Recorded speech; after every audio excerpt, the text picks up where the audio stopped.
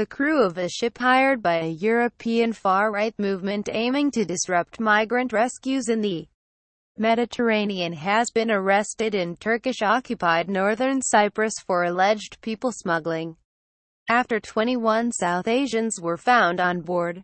Italy feels the heat as EU shuts doors to migrants. Read more. The newspaper Cyprus Postasi reported on Wednesday that the crew of the Sea Star had been taken off the vessel at the port of Famagusta.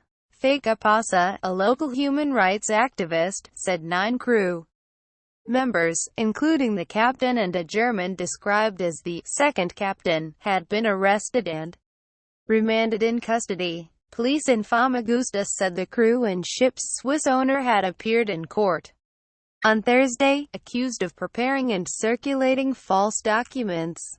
Human trafficking is not a crime here, so charges have been pressed against them on the grounds of the documents that were produced by the crew, saying they were trainee seamen. Pasa said, "It has been proved that the documents were forged." At least 20 Sri Lankan refugees were aboard the Sea Star as the vessel approached Famagusta.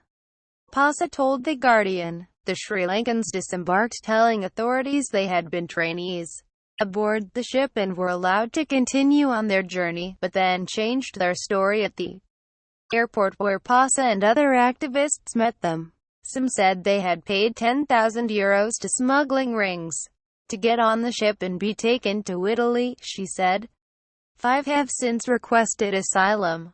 The other 15 have now flown back to Sri Lanka. Human trafficking is not a crime here, so charges have been pressed against them on the grounds of the documents that were produced by the crew, saying they were trainee seamen. Pasa said on Thursday, "It has been proved that the documents were forged."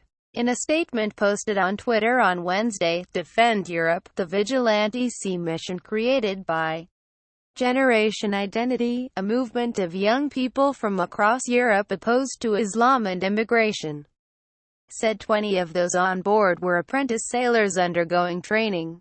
Defend Europe. At Defend Europe, United Kingdom, despite NGOs' schemes, #Defend Europe continues. Pic.